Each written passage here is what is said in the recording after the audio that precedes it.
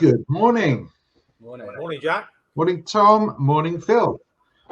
I'm from one room to another with not even a hint of loss of breath. I must be getting fitter. Well done. I tell you, you guys look resplendent. I love those shirts. I remember when you launched them at Sign Digital a couple of years ago. I assume they gave you a few. Quite a few, yeah. Yeah, I do. So welcome everybody. Who's we'll have a little chat while people sort of mill in. How's business with you guys at the moment?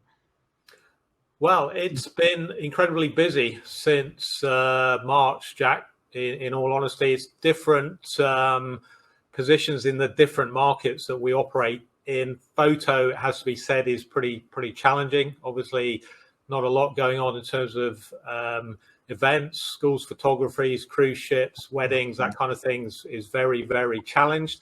But we are in the lucky position that Epson is in a lot of different markets. Clearly, home printing is booming at the moment. Everybody's working from home and needs a printer for home. So we are very, very busy in that sector. And in the wide format sector, as you can imagine, signage, COVID signage is particularly strong currently and has been for the last 4 or 5 months.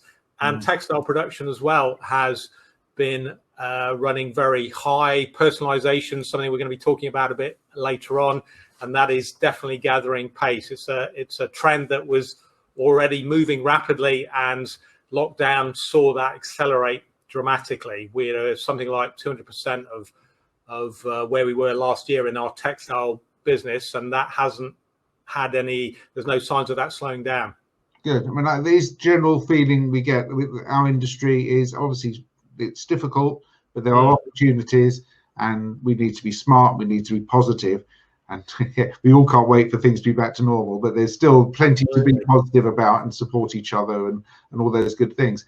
So if you don't mind, I'll hand over to you for your presentation, and then I'll come back and we'll take some questions.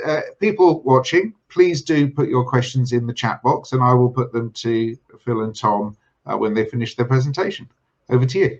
Brilliant. Thanks, Jack. Welcome everybody to the Epson session of today's event.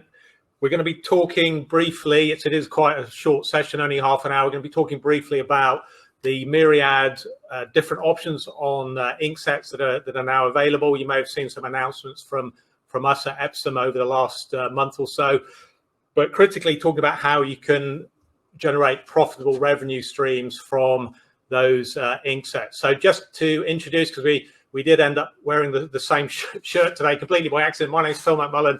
I'm the UK sales manager for Epson on the Prographics side. And I'm Tom Owers, and I'm product manager for Prographics on LFB side as well. Thank you, Tom. So as we've just been touching on, the market business has been really challenging over the last 6 months or so. But the good news is there is still profitable opportunity out there.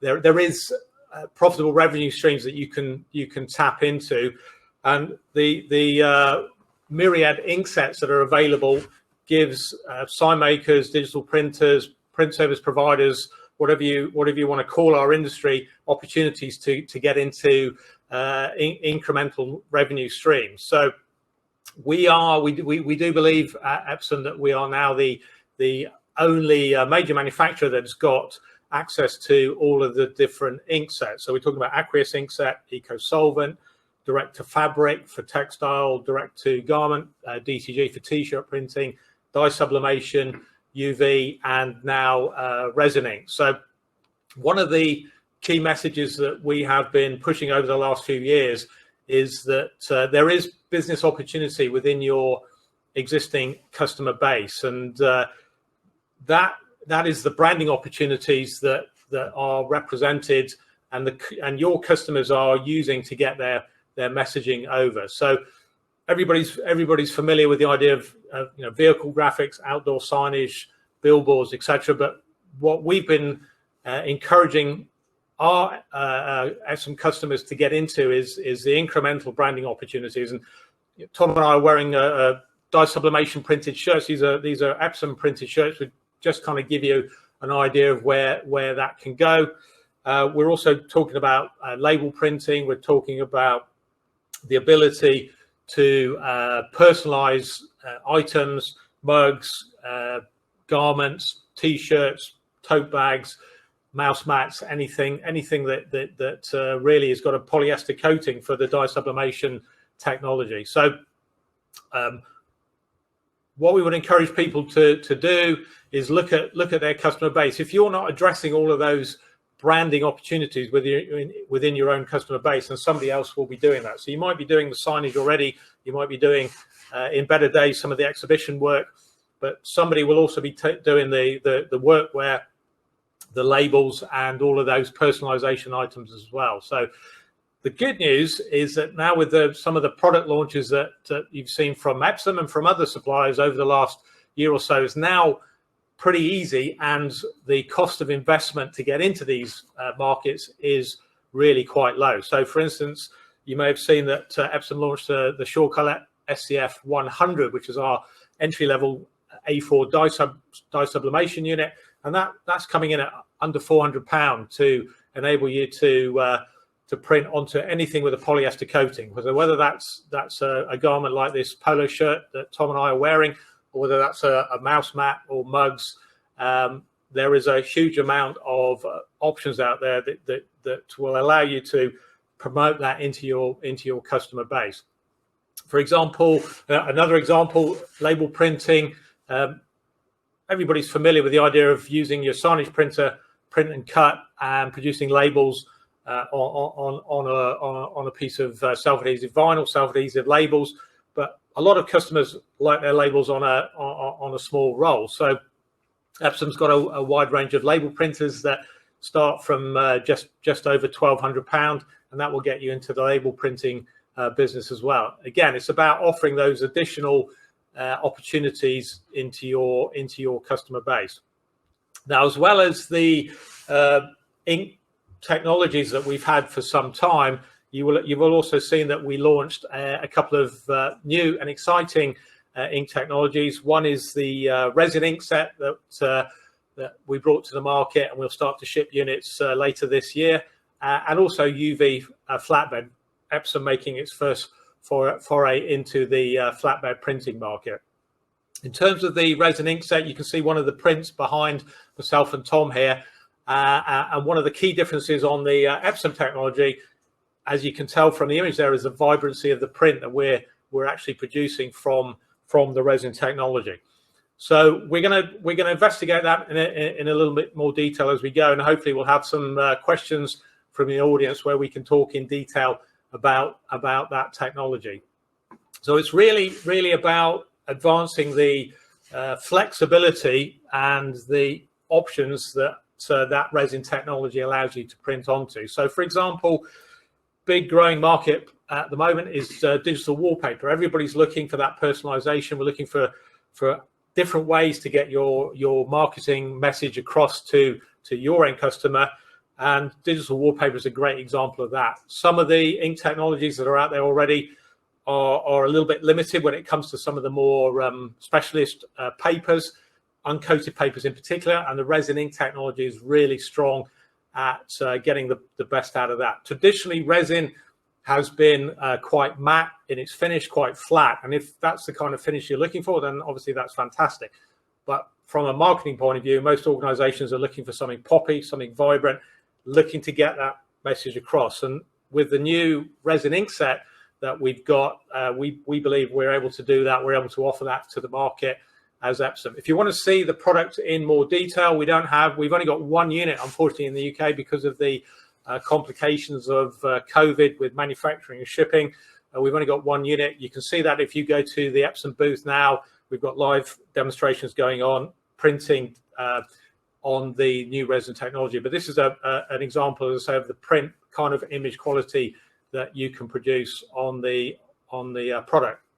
Along with the wallpaper, and the other chief advantage that the resin technology from Epson brings is the ability to print and laminate immediately for vehicle graphics. So we all know that having a vehicle in the bay for any long period of time is expensive. It's going to cost you money. Customers want to get those vehicles back out on the road. So particularly if you get an issue with the print and you need to reprint, you then need to be able to laminate, put that onto the vehicle and get it straight out the door. So again, key advantage in the Epson technology. So I think we've only got a short session, so let's see if Jack's got any questions for us at this stage. That was a little bit of an overview, encouraging you to think about your customer base, think about where the business is, what branding opportunities have you got there that you haven't picked up on them. Pick up on them before somebody else does. They'll be looking to take your business away. Let's get it locked in. Barriers to entry are safe for investment, and some of these technologies now very, very low. Make sure you're taking advantage of that. So, Jack, have you got anything for us in terms of questions from the audience? Well, I have, and also sort of in general, really, I'm looking at you as a company. I mean, you've sort of been hugely successful in the eco-solvent market. Why enter the market now with a resin machine? What's the thinking behind this?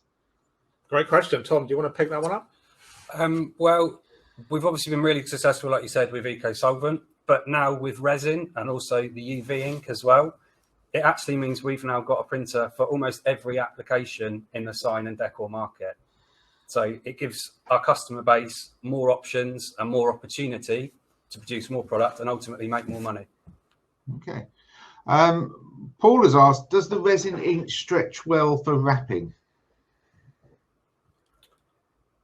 I would say at the moment it's still early days in terms of testing and getting information because we're very early on in the launch. But one of the key target markets is the wrapping market because of the instant lamination. So I would say, yes, it would be fine. Yeah, so far, Jack, we've produced a lot of print on cast self-adhesive vinyls. Clearly, that's the main choice in the vehicle wrapping market. I mean, people have been migrating to polymerics, and a lot of the polymerics have improved dramatically over the years in terms of their performance. But cast typically, particularly for fleets, tends to be the product of choice. So what we've seen in the prints that we've done in the Epson demo facility over the last couple of weeks, we've had the printer, is that the performance is really good. Image quality is fantastic. And we expect it to hit the spot. We've had a lot of reports from our engineers and designers in Japan about what they've produced prior to launch on the alpha and the beta testing. We are very confident. We're clearly going to do a lot more testing with our value-added partners. Epson is not a manufacturer of self-adhesive vinyls and laminates. We work with some of the big players in the market: 3M, Avery, Metamark, Image Perfect from Spandex, and a number of other organizations like DryTac as well. So we have partnerships with those manufacturers. We'll be doing testing in conjunction with them to make sure that the messaging that we put out is 100% correct, and in the real life environment, which we know is really tough and demanding, that the product can actually perform. But yeah, Tom's right. Early days is looking very, very positive. Good. Paul would also like to know how the resin will affect daily maintenance routines. So we're really lucky in Epson in that when our Japanese colleagues are doing the R&D in Japan, the person that designs the piezo print head sits next to the chemist who is designing the ink set. So the resin ink set has been designed specifically to be working with the print head. The person who's designing the printer chassis sits right next door. Firmware is written in the same building. So everything has been designed to work in unison perfectly and get you the best possible results. One of the key feedbacks that we've picked up over the years in this market specifically is that end users want to do the minimum amount of maintenance possible. They want the technology to be clever enough to keep the machine firing, and they just want green button print. They want to load the product up, create the image, press print, and they expect it to come out perfectly. And what we've seen from the eco-solvent technology that Tom was talking about earlier on over the last 4 years is that we've achieved that in that technology. We've used that learning to improve the performance of resin ink. Everybody knows resin ink is very difficult to handle. There's only really been one manufacturer out there over the last decade or so who's made a success of it. A few other people have tried to do that. So what we've done by incorporating the maintenance solution into the ink stack on the product, that is actually working on a continuous basis to keep the system clean, effective, and make sure the print head is firing on a consistent basis. Something that we've also changed, which I'll hand over to Tom to explain now, is also the possibility for the operator to change the print head. Obviously, the print head is a permanent fixture of the machine. It's a piezo head, not a thermal head. But for those people that are high volume producers that are working 24/7, we've added this additional functionality in. So, Tom, I don't know if you want to give us a quick overview. Yeah, so with all of our large format printers, the micro piezo print head is a long life print head, not a consumable part, and that's the same in the R5000.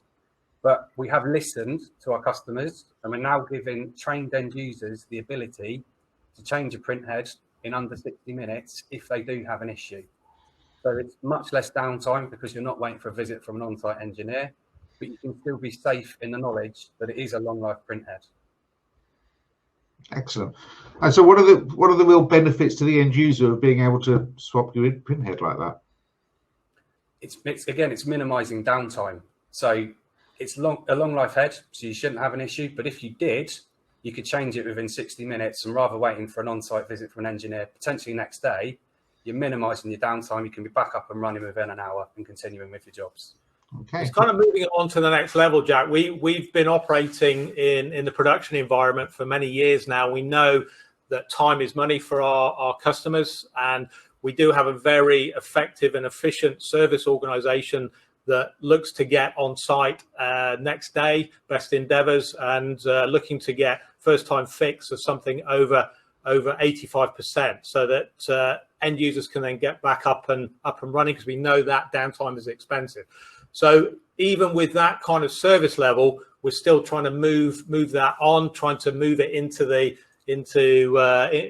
something that gives that ability for an organization that's working overnight, working over the weekends. We know a lot of our customers are under time pressure to deliver, particularly if they've got large jobs on and they can't afford the printer to be down at any stage at all. And if you go down, if you're working over the weekend and your printer goes down over the weekend, you've clearly got to wait till Monday or Tuesday to then get it up and running. But as Tom said, with the ability to change the print head on your own after you've had the right training and there are no tools involved, it's been very cleverly designed. The system, once you change the head, will then recalibrate the printer automatically, and then you're up and running, as Tom said, within the hour. So we believe that really does change the game for those people in the production environment who are under pressure time-wise. Yeah, I mean, I visited a lot of people with Epsons, and I think the plug and play, the ease of use is a key factor in your printers. So presumably this is carrying into this product, and the changing a print head is with a little bit of training, something that most people can do. John is asking, is that the printer behind you? Just double checking. No. So the print, unfortunately, we only have one printer in the UK that we're able to show, and the guys are now doing live demos on that printer on our booth. So if you want to see the printer itself, this is a print from the Shore Color R5000. So this is a genuine resin print, and that's why we just wanted to show in background the vibrancy. This is our presentation theatre. So this is actually not the printer, but that is a print from the resin printer. Pop into the booth, and then you can see the printer operating in anger. Okay, nice. So color consistency is a key message you talked about, particularly with this product. Can you explain a little bit more about how that works with this?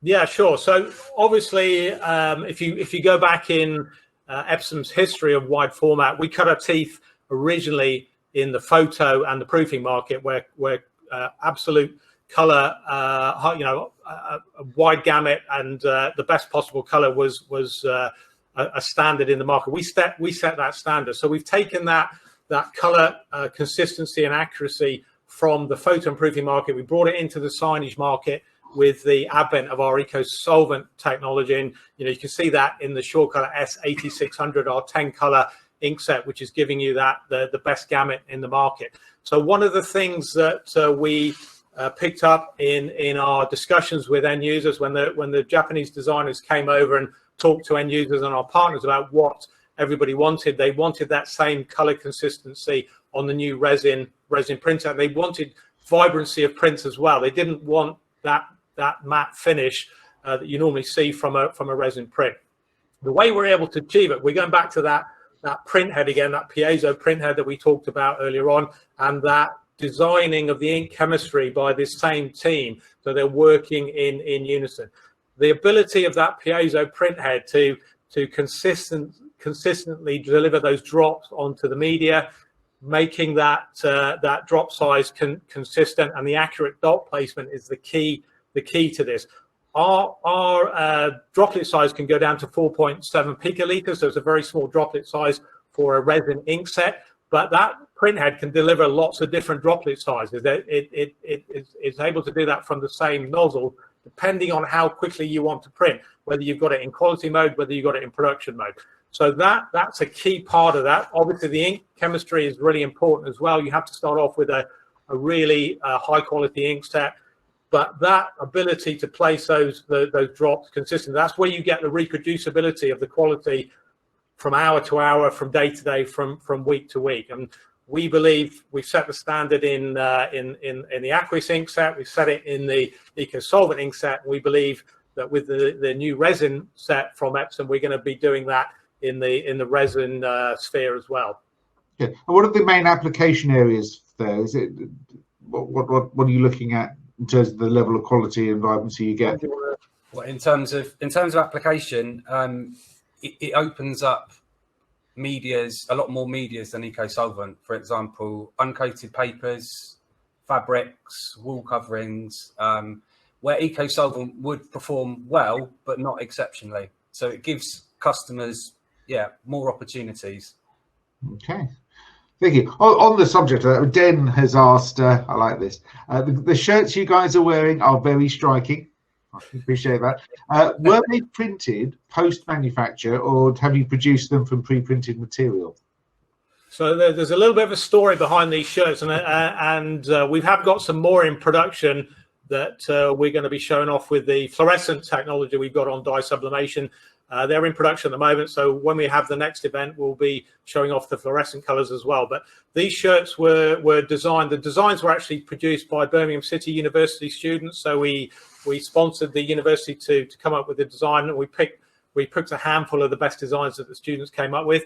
We then supplied them with white polo shirts, so there was nothing on the shirts at all.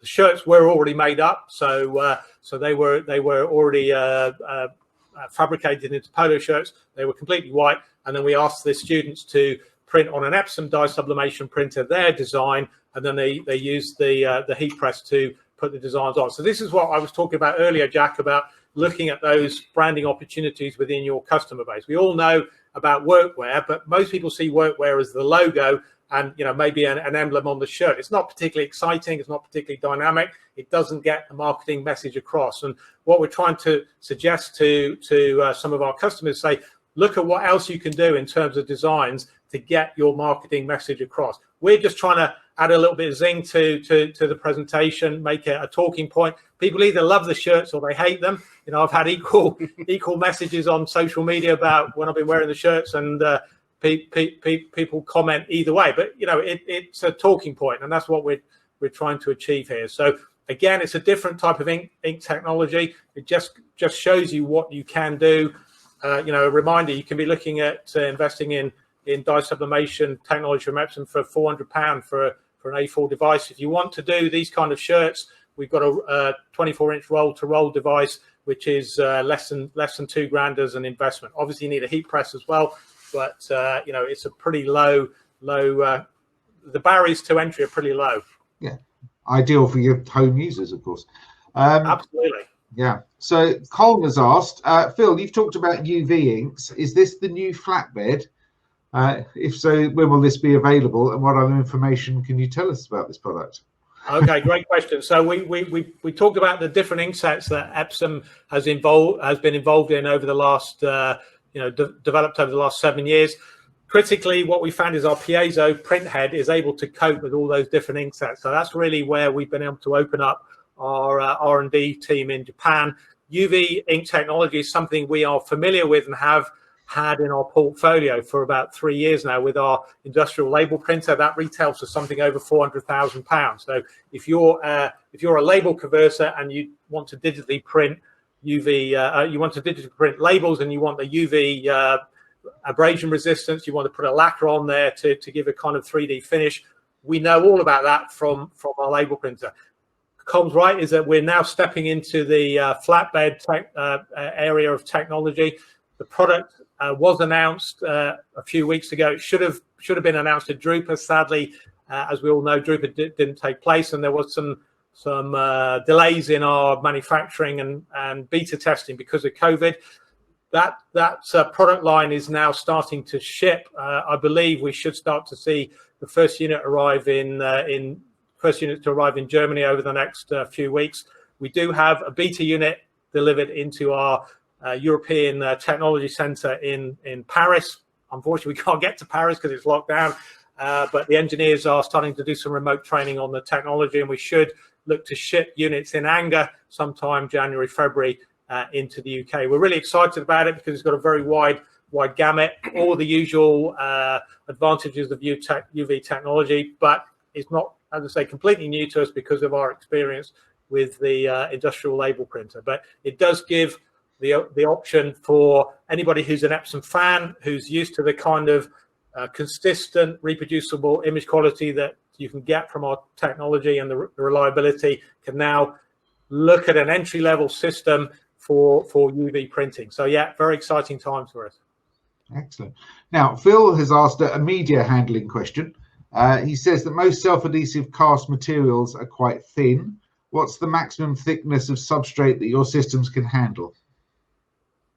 Maximum thickness? That's a good question. I don't know off the top of my head, I'm afraid. Okay. In terms of media handling in general, I mean, presumably, is there something you can say about how the system works? Yeah. So obviously being able to create consistently sized output on any large format device is really important. And quite a common issue is misalignment between neighbouring panels on jobs which have been tiled. So Phil mentioned digital wallpaper earlier. That's a great example. So if you've got two different panels and they don't line up, the patterns don't line up because one drops longer than the other, for example, it's going to be really hard for an installer to make that look good. So on our S series, we've already got a proven class-leading substrate control system, and we've deployed that on the R5000 as well. And that system monitors the media feed, and it'll apply back tension to compensate for the change in roll weight. So the media is running at the same speed at the start and the end of a roll. We've also got large diameter friction rollers, so plenty of contact with the back of the media, and motor control pinch rollers as well, with 3 different pressure settings. So all of those help overcome those alignment issues that can occur with tiled output. And underpinning all of that as well, we've got Epson's cloud-based library of EMX files, which can be easily downloaded, and they contain the mecha parameters and an ICC profile for a vast array of media. So very little trial and error is needed by the customer to get a decent output from their printer. Okay, thank you. This is the media stability, isn't it? This is what you're talking about there. Yeah. Someone asked if you could talk about the 3-stage curing system. In terms of how does this lower temperature actually help printing to different types of media? So it basically helps us accurately control the temperature of the media throughout the print process. And as we're applying preheat, the curing process actually starts when the ink hits the substrate. And that means we can use an overall lower temperature. So the media isn't being overstressed, and you're not going to have issues like deformation of the backing paper or elongation of the print media. So you're not going to have those problems with misalignment. When we're curing it as well, we're also applying heat from the front and the back. So we're applying the heat in a very uniform manner. So again, we're not overstressing the media and hitting those kind of problems that are quite common in the industry. Okay. Well, there's more questions coming in that are very specific about the printers. And I think probably the best thing now is to say, if you were to go over to look at the Epson booth, what will you see, and what who will be there to take questions, and what can you learn there? So there'll be some of our colleagues with also some bright shirts on. I'm pleased to say, I think Paul's wearing a black, but different shirts. So they have the Short-Color R5000 in situ. It is running. We are printing live. So please go across there, and you can also ask questions. Paul Restrick is our pre-sales specialist. So he's rolled his sleeves up over the last couple of weeks since we had the printer delivered. He's been putting it through its paces, utilizing some of the data that we've had coming through from Japan just pushing the product to its limits to see what we can get out of it. Obviously, we'll be working in conjunction, as I said earlier, with our value-added reseller partners as well in terms of all the different medias that are out there. There is an absolute plethora of media out there, so we want to see what we can put on the machine and what kind of results we can get out of it. So we're going to be challenging everybody to test it to its limits and see just how flexible it is. We do believe it is incredibly flexible, as Tom was saying about the lower temperatures, and that allows us to put a lot of more heat sensitive medias through the machine than you would get from some of the existing technology. So we think that's where the strong point and the real unique selling point is going to come in, Jack. So yeah, please go and have a look at the Epson booth. Right. Well, thank you very much, Phil. Thank you very much, Tom. Please do. Thank you very much for watching. I hope you learned a lot. It's really exciting to have something new and exciting to talk about and get our teeth into as an industry. So that's great news. Thank you. Please do head along to see Epson's booth and all the other booths that we have at the show today. And we'll be back in about 15 minutes over at the Pivot into Personalization session. And we'll see Phil a bit later, where he'll be talking more about how we can sort of drive business through in these difficult times. So thank you very much and see you all later. Thanks, Jack. Thank you. Thanks, everybody. Bye-bye. Bye-bye.